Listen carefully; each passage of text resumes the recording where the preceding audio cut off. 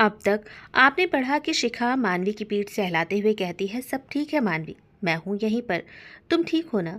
हाँ मैं ठीक हूँ। फिर मानवी ऋषभ को सवालिया नजरों से देखती है। शिखा से मानवी कहती है, मानवी चल यहाँ से, मुझे थोड़ी देर आराम करना है। फिर मानवी बेड से उठती है और लड़खड़ाते हुए शिखा के साथ ऋषभ के कमरे से बाहर चली जाती है और ऋषभ बस मानवी को ही देखते रह जाता है जाते हुए। मानवी शिखा के साथ कमरे में आती है। अब आगे मानवी शिखा के साथ कमरे में आ जाती है और बेड पर आकर लेट जाती है। शिखा कहती है, क्या हुआ मानवी? कुछ नहीं शिखा। मानवी, सर तुम्हारे साथ थे, फिर क्यों अंधेरे से डर गई तुम? शिखा, अभी मुझे सिर्फ सोना है, मैं बाद में बात करूं तुमसे? हाँ ज़रूर, तुम आराम करो। फिर मानवी आंखें बंद कर लेती है और शिखा फिर बाहर आती है तो ऋषभ वहीं खड़ा था। वो शिखा से कहता है कि मानवी ठीक है ना? हाँ सर, वो बिल्कुल ठीक है, बस वो अंधेरे से बहुत डरती है, पर उसके साथ जब कोई रहता है तब वो नहीं डरती है।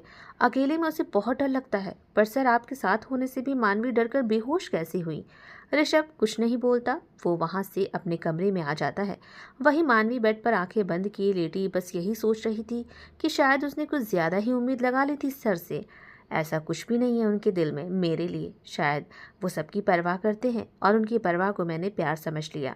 मैं सर के सिर्फ पर्सनल सेक्रेटरी ही हूँ, इससे ज़्यादा मैं उनकी और कुछ भी नहीं हूँ। और मैं सर से प्यार करती हूँ और हमेशा प्यार करती रहूँगी। लेकिन अगर सर चाहते हैं कि मैं अब उनसे दूर जाऊं तो अब सब कुछ खत्म। मुझे यहाँ से अब जाना ही होगा। फिर मानवी खुद से ही कहती है, मानवी ज़्यादा मत सोच और यहाँ से जाने के लिए उदास भी मत हो। मानवी को ऋषभ की बेरुखी के बारे में भी सोच सोचकर बहुत ज़्यादा बुरा लग रहा था। पैर का दर्द पहले से तो कम हो गया था, पर ऋषभ के ऐसे धक्का और अचानक से उठकर खड़ा करने से उसके पैर में दर्द और भी बढ़ गया था। इन्हीं सब बातों में उलझी मानवी न जाने कब नींद के आगोश में चली गई। इधर ऋषभ अपने कमरे में तोड़फोड़ कर रहा था। कमरे के सारे सामान को फैला दिया था। तोड़फोड़ की आवाज़ से सभी भागते हुए ऋषभ के कमरे में गए। आकाश और सभी ने ऋषभ को रोकने की बहुत कोशिश की, पर ऋषभ के गुस्से से डरकर सभी वहां से चले गए। क्योंकि ऋषभ का गुस्सा इतने में शांत ही नहीं हुआ, उसने रूम में रखी हर एक चीज को तोड़ना शुरू कर दिया था। तभी विवेक ऋषभ के कमरे में गया और विवेक ने कहा, बस कर ऋषभ, हुआ क्या है ये तो बताओ, क्यों अपना सारा गुस्सा इन चीजों पर उतार रहे हो? ऐसे तो तुम्हें खुद को चोट लगेगी। ऋषभ गुस्से में आईने के पास खड़ा खुद को देखते हुए कहता है, विवेक, मैंने बेवजह मानवी को हर्ट किया। मानवी ने बताया था कि उन्हें अंधेरे से बहुत डर लगता है। वो मुझे आवाज़ दे रही थी विवेक, और मैं इतने गुस्से में था कि उनकी दर्द भरी आवाज़ और जो कहा था सब भूल गया। कहते हुए ऋषभ ने ज़ोर से आईने पर मुक्का मार दिया। आईने के टुकड़े हो गए और साथ ही उस आईने के कांच ऋषभ के हाथों में भी चुभ गया और खून बहने लगा। ऋषभ दीवार से सिर टिकाकर अपनी आंखें बंद कर ली और वहीं नीचे ज़मीन पर बैठ गया। लेकिन आंखें बंद करते ही उसके सामने मानवी का वही डर और आंसुओं से झिलमिलाता हुआ चेहरा नजर आने लगा। ऋषभ ने जल्दी से अपनी आंखें खोल दी और गहरी सांस लेने लगा। ऋषभ को सांस नहीं आ रही थी। विवेक ने जल्दी से आकाश को आवाज़ दी। आकाश जल्दी से आया और ऋषभ को कमरे से हॉल में लेकर आया और वहीं सोफे पर बिठा दिया उसे। विवेक ने जल्दी से नर्स को बुलाया और नर्स ने ऋषभ की हाथ की पट्टी की और सुमन ने ऋषभ को पानी दिया। ऋषभ फिर वहीं सोफे पर लेट गया और सो गया। ऋषभ और मानवी को ऐसे हालात में देख सभी परेशान थे। दोपहर से शाम हुई। ऋषभ की आंख खुली तो वो हड़बड़ाहट में उठा और देखा तो अनिका, आकाश और विवेक उसके सामने बैठे हुए थे। विवेक कहता है, आराम से ऋषभ, सब ठीक है। फिर विवेक सुमन को कॉफ़ी लाने को कहता है। ऋषभ कहता है, मानवी वो ठीक है ना? हाँ ऋषभ, मानवी बिल्कुल ठीक है। अनिका कहती है, भाई क्या दिक्कत है आपको? कुछ नहीं अनिका, भाई जब प्यार करते हैं तो अपने दिल की बात क्यों नहीं कह देते मानवी से? ऋषभ खामोश रहता है तो विवेक कहता है, यार क्या हो गया है तुझे? माना कि मानवी ने कहा है कि उसका माफिया के साथ कोई भविष्य नहीं है, पर देखो कल से मानवी तुम्हारे आगे पीछे है, तुम्हें कहीं जाने नहीं दिया, तुम्हारे लिए परेशान भी थी, तो समझ क्यों नहीं जाते कि उसे अब कोई दिक्कत नहीं है? एक पल का जो ख्याल, जो डर मानवी के मन में आया वो स्वाभाविक सी बात है। हर लड़की को अपने आने वाले भविष्य की चिंता होती है। तुम कब समझोगे ऋषभ? और ठीक है, एक बार बोलो तो उससे, अपने दिल की बात उससे कहो और उसकी सुनो। और फिर अगर मानवी ना कहती है तब ये गुस्सा करो। बेवजह का गुस्सा है तुम्हारा ऋषभ, जो तुम्हारे साथ मानवी को भी तकलीफ के सिवा कुछ नहीं दे रहा है। तभी सुमन कॉफ़ी लाती है तो ऋषभ वहाँ से फ़ौरन उठकर मानवी के कमरे में आता है, जहाँ मानवी अभी भी सो रही होती है और वहीं शिखा बैठे अपने मोबाइल में बिजी थी। ऋषभ को देख शिखा उठकर खड़ी हो जाती है। ऋषभ शिखा को चुप रहने का इशारा करता है। फिर ऋषभ मानवी के पैरों के पास जाकर बेड पर बैठ जाता है तो शिखा भी कमरे से बाहर चली जाती है। मानवी गहरी नींद में सो रही थी। ऋषभ मानवी मानवी के मासूम से चेहरे को देखने लगा, जिस पर नींद में भी दर्द की लकीरें उभर रही थी। ऋषभ मानवी के पैर की तरफ देखता है, जो पहले ठीक था, लेकिन अब बहुत सूजन आ गई थी पैरों में मानवी के।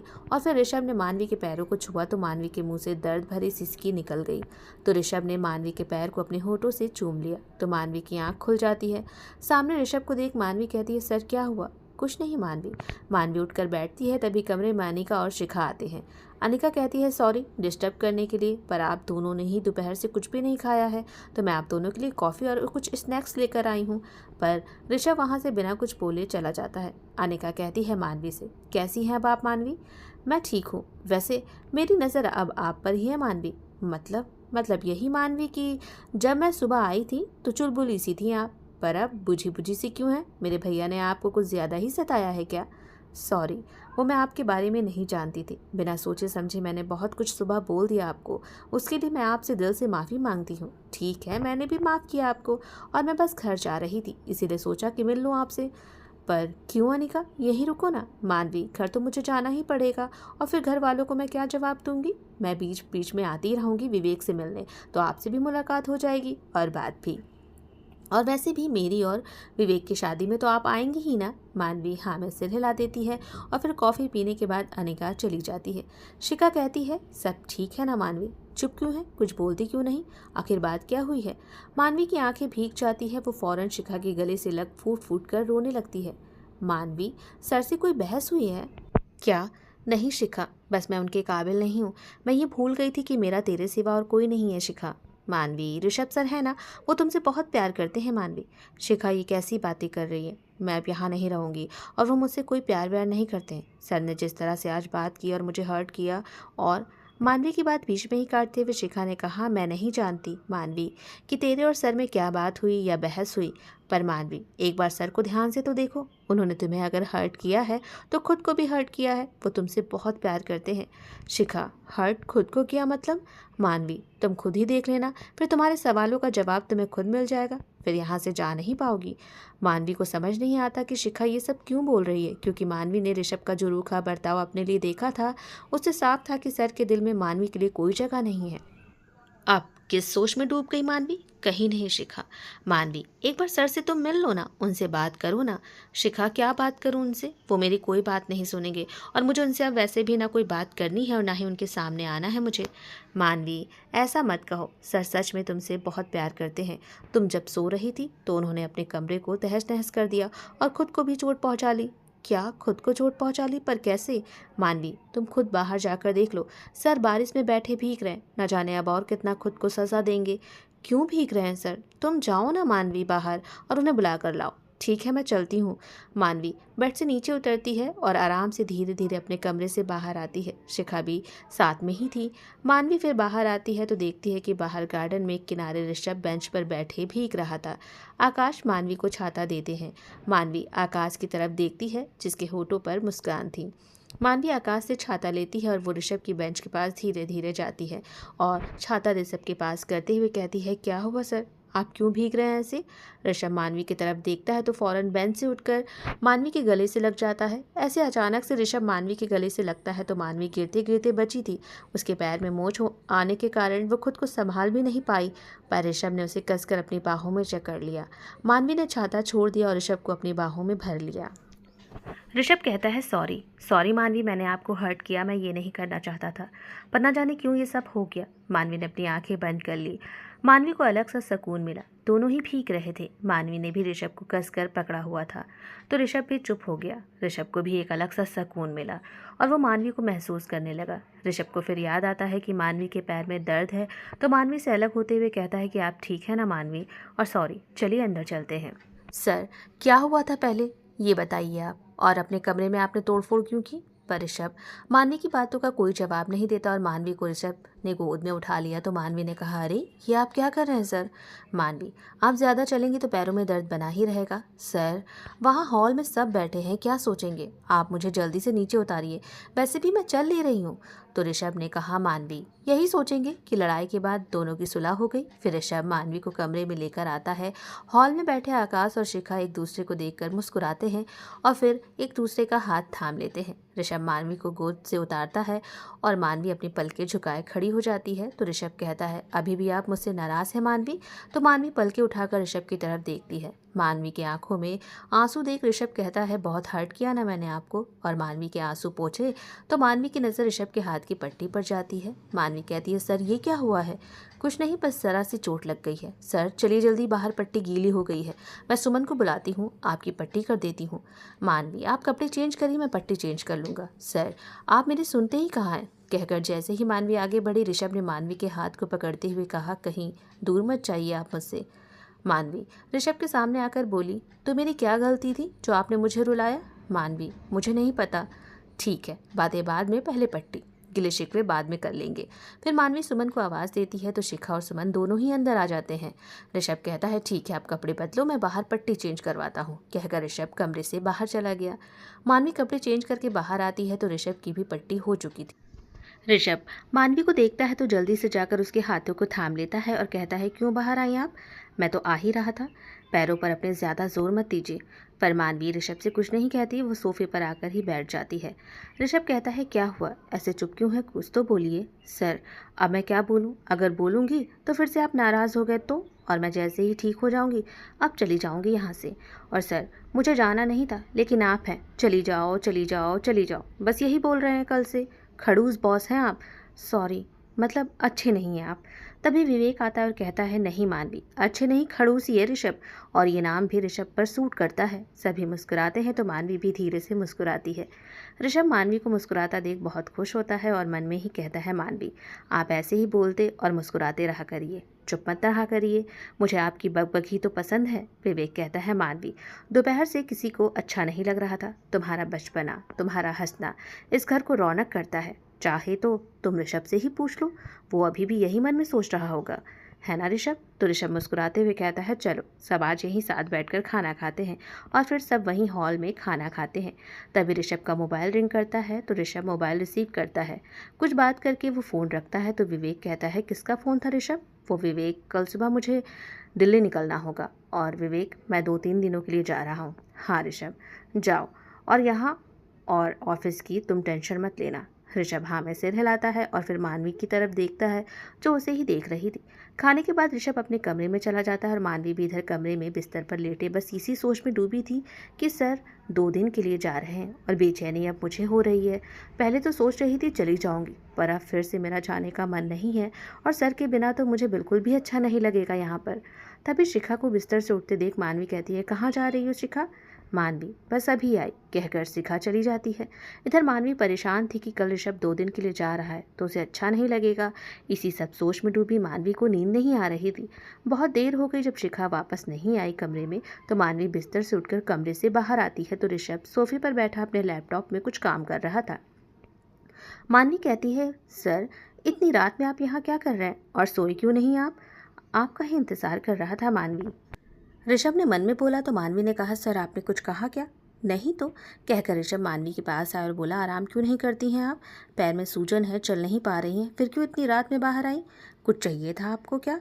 नहीं सर, बस वो शिखा मुझसे कहकर गई थी कि अभी आती हूँ, पर अभी तक वो आई नहीं तो मैं उसे ही देखने आ गई। इतनी रात में शिखा कहाँ जा सकती है? सर शायद किचन में होगी। ऋषभ कहता है, ठीक है आप यहीं बैठिए, मैं देख कर आता हूँ। फिर ऋषभ रसोई में जाता है तो आकाश और शिखा दोनों एक दूसरे की आंखों में खोए हुए थे। दोनों से कुछ कहता ऋषभ कि आकाश और शिखा दोनों एक दूसरे को किस करने लगते हैं। ऋषभ फौरन मुड़ता है तो सामने मानवी खड़ी थी। ऋषभ कहता, आप? मानवी शिखा और आकाश को देख लेती है। वो बिना कुछ कहे वापस सोफे की तरफ आती है। ऋषभ भी पीछे आता है। फिर ऋषभ अपने लैपटॉप उठाते हुए कहता है, ठीक है मानवी आप सो जाइए, मैं भी सोने जा रहा हूँ। तो मानवी कहती है, सर आप कल सच में 2 दिन के लिए जा रहे हैं? हाँ मानवी, बहुत ज़रूरी काम है सर। मानवी ने इतना मासूम सा चेहरा बनाकर ऋषभ से पूछा तो ऋषभ मानवी के करीब आकर कहता है, क्या हुआ, कोई बात? नहीं सर, बस ऐसे ही। मानवी, जी सर, कुछ पूछूं? जी सर पूछिए। मानवी, बैठिए पहले। तो मानवी सोफे पर बैठ जाती है। मानवी, आप सच में यहाँ से जाना चाहती हैं? तो मानवी कहती है, सर क्या आप सच में चाहते हैं कि मैं यहाँ से जाऊँ? मानवी, सवाल पहले मैंने किया है तो जवाब दीजिए, मुझसे उल्टा सवाल मत कीजिए। सर मैं भी तो यही कह रही हूँ कि मुझे यहाँ से नहीं जाना है, पर आप मेरी बात ही कहाँ सुन रहे हैं। पहले तो कहा था ना मानवी आपने कि जाना है आपको यहाँ से। पहले का आपको याद है, पर उसके बाद मैंने जाने को कहा या जिद की आपसे? उल्टा तो आप मुझसे ही रूड होकर बात करने लगे।